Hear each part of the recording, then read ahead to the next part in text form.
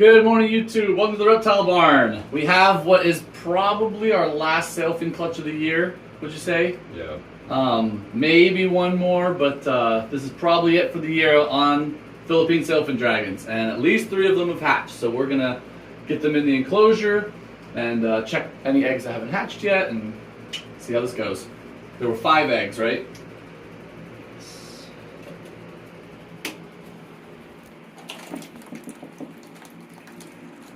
There's one more hatching.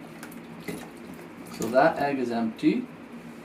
We always like to check and see how much of their yolk they absorbed. So that one is almost completely gone. That's good. And then what other egg is... Oh, is that an empty egg? Alright, and that one is also empty. Good. Good.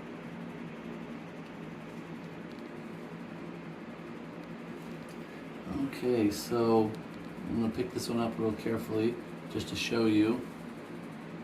Oh, there he goes. Sorry, never mind. He hatched. I was gonna get a close up, but that's okay. I didn't like scare him out too soon, did I? He's good. Okay, good.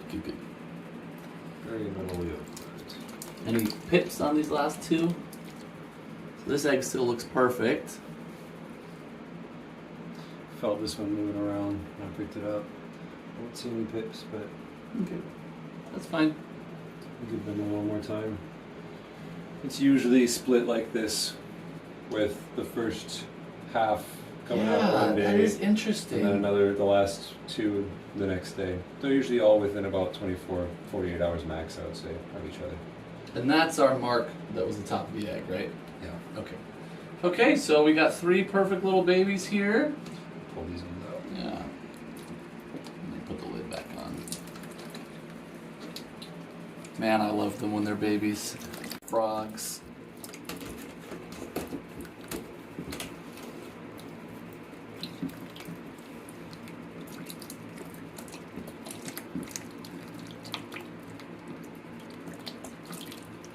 Come here.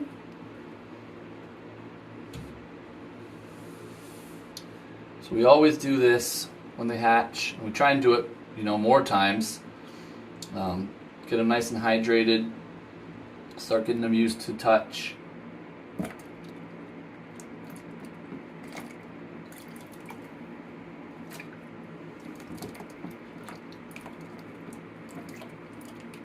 I'll probably swim.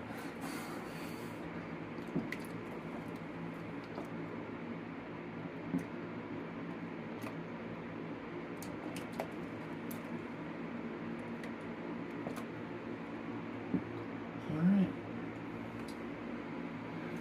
Should we set him in there? Yeah. Oh, he's got something on his head.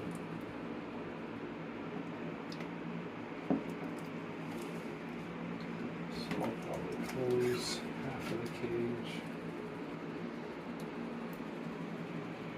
They'll look good though. Yo. Some really goopy moss stuck to his head. Yeah, they look perfect. Well formed. One at a time. Yeah. And they're actually pretty calm. Yeah, I mean, I'm sure they're tired from hatching, and they do good. Alright.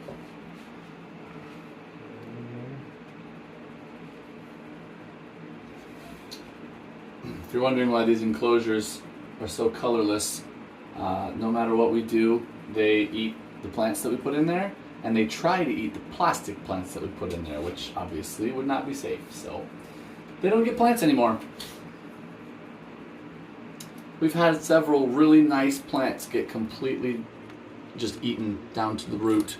Yeah. Passion fruit vine? Uh-huh. We had like 20 feet of passion fruit vine that Sophie ate in like one day.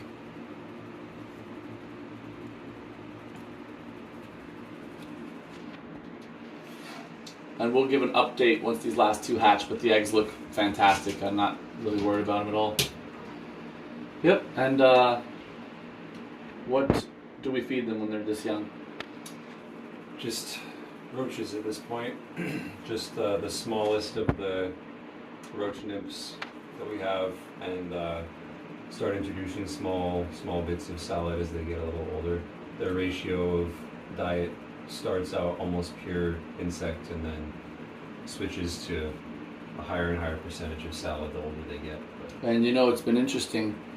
We've had clutches before where we introduce a lot of greens early on, and weirdly, this is just correlated. I'm not saying it's caused by this, but we had tail issues with those Right. clutches where the very tips of their tails would weaken, and sometimes their siblings would like nip them off, and sometimes they would just crack, and the little, just like a centimeter of tail would come off.